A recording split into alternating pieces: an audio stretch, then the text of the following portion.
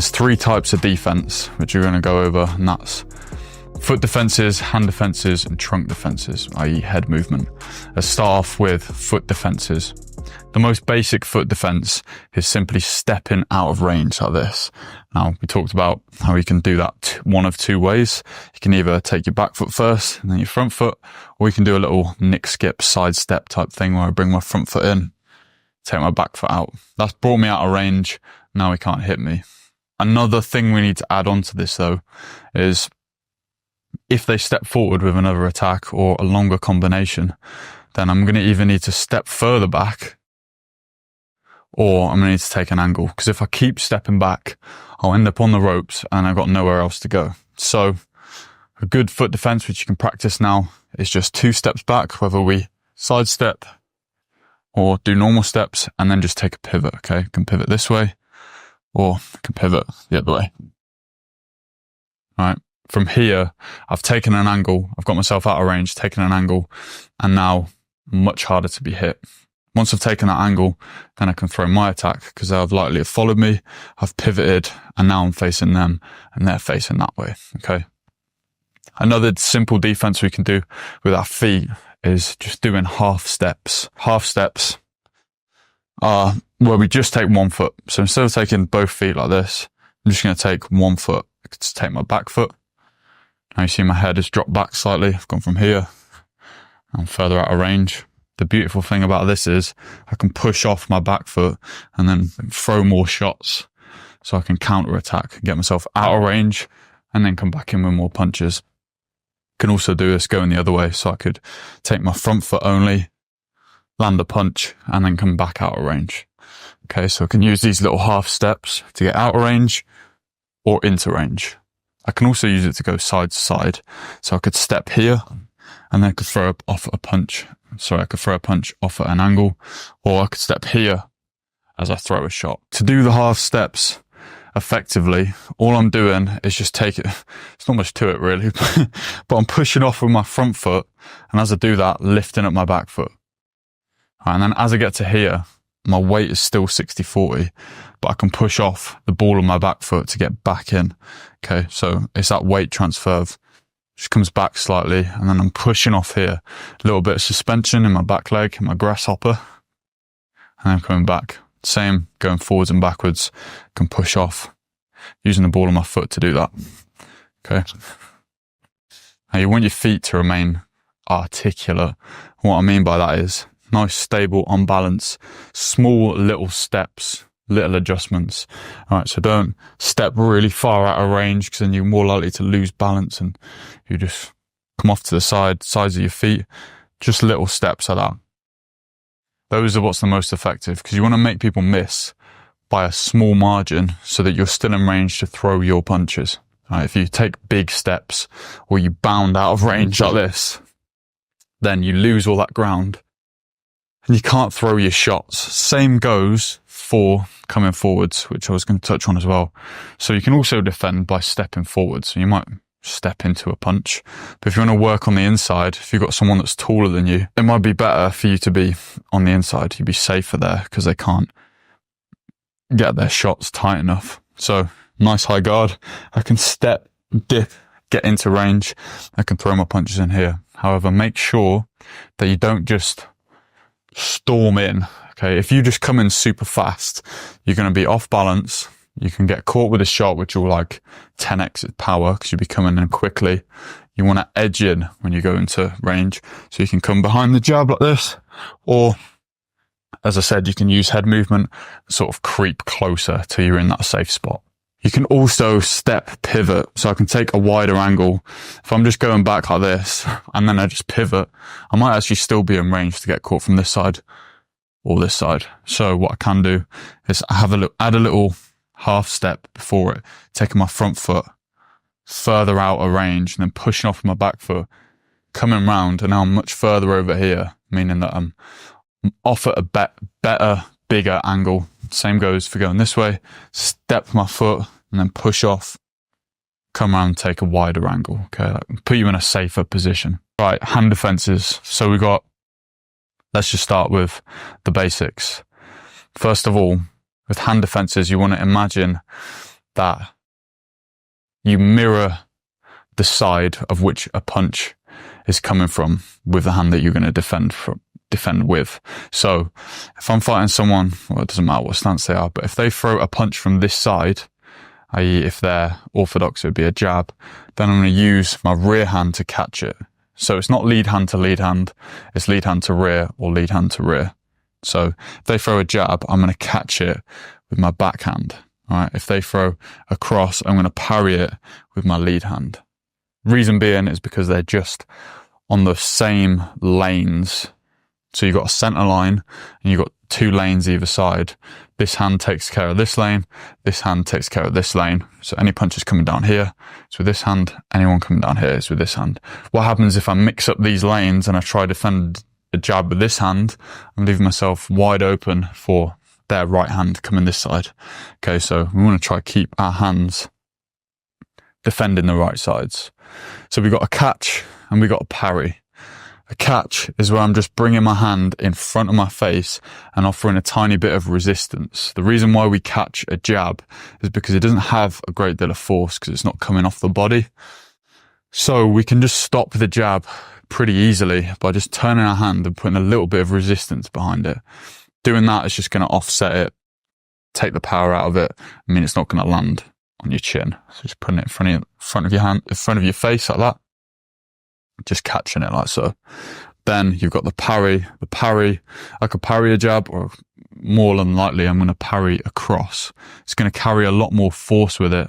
So I want to take it off its path. I'm not really going to be able to stop a cross. It can easily go straight through a catch. So I want to take it off course, and I time that. As that cross comes in, I'm pushing it off with my hand like this. Now, I used to say like, oh yeah, you use the rotation of your body, but a lot of the times you're just tapping it like this with just your arm and just taking it off course.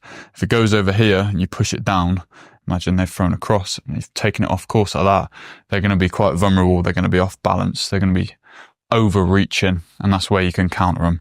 So yeah, so you can parry their cross, take it off course, and it leaves a gap open so you can land your horse.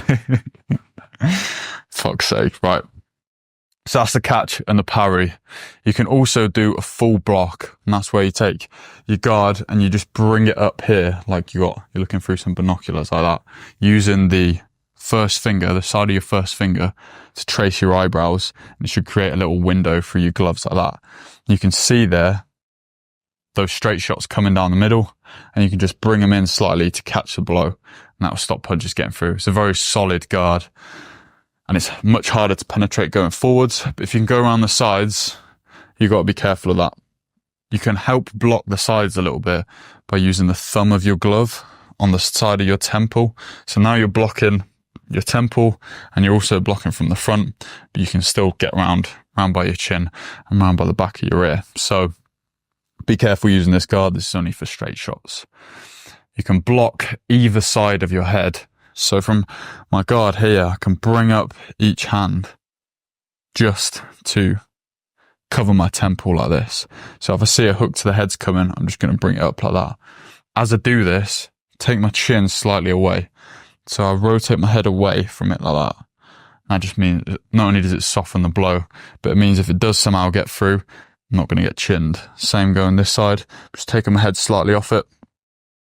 As you do this, you can also, a little bit more experience if you're a beginner, but you can rotate into them slightly, and that can set up other punches. This is called a catch and counter.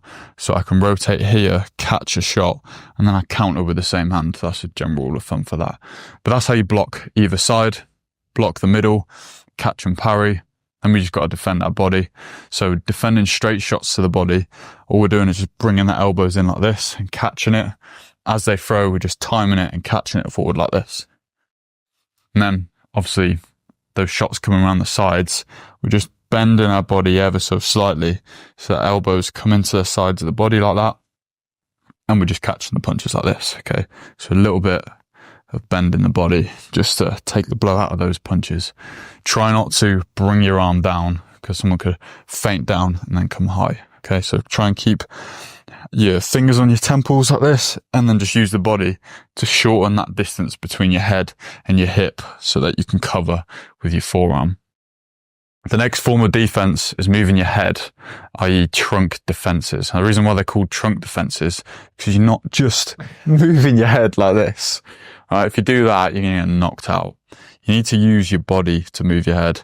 And again, that comes off that hip rotation we talked about earlier in the video. So my hips go from here to here, and my upper body moves with it. Right? We can use this motion to just take our head slightly off the center line. So the center line, we'll start with slips. Center line's here. Here's the width of my head, obviously. And as I slip, as I rotate to this side, I want to take myself a head width off that center line, okay? That's just enough to let a punch go by. A good point of reference for this is take your rear hand, touch your lead knee. That's about how far your head should come off the center line, and do that with a straight arm. Same with the other arm and the other knee. Okay, just take, this is slipping, but you're just gonna do that same motion with your hands up. Okay, so that's how you slip. There's not much to it other than that. You can also slip a little bit further each way. So I could slip here and I could just come a little bit lower. I could slip and go under. Same going that way, but let's just stick with slips for now. So practice them knee touches.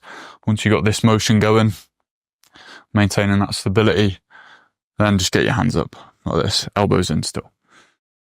We've also got a dip. A dip, all we're doing is just bending our knees. We're not doing anything else. Body stays in the exact same position, not rotating it at all. I'm just getting in my stance. I'm just bending my knees till I go a punch height downwards. Okay, so I'm just going there and then straight back up. All right, just the bend of the knees.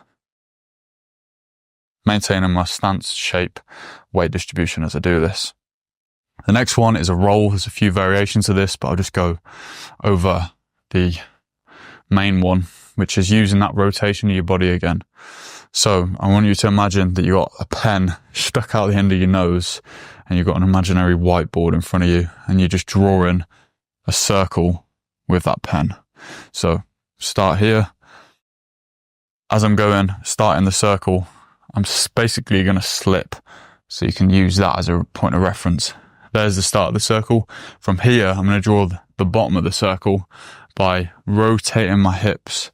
As I get to the bottom, I should be in my normal stance. Then as I'm coming up, I'm in this rotated position now. I've drawn up to here on the circle, and then it's just coming back from this slip position to my stance. Okay, so I can do this going both ways. I can draw the circle that way, or I can draw the circle that way, right? Now, what I don't want you to do is bend your body over like this to get under the punches. Use your knees to get down. My torso's staying straight up. Obviously, I've got that rounded in my back. My torso is staying straight up like this. We want to keep that shape and just use the bend in our knees to get under the shots. We can also pull. I'm not talking about going down a pub and pulling loads of bitches. We're talking about the boxing defense. All you're doing with the pull is bringing your body back like this, just your torso, to the point where it's the same angle as your front thigh. All right, so I'm upright here, then I'm just going back here like this. That just takes me out of the range of a shot. Keeping my stance the same. Don't alter your stance at all. Keep the weight distribution the same. Just lean back like this. Lean back. Lean back. Lean back. All right, that's how you defend with your trunk.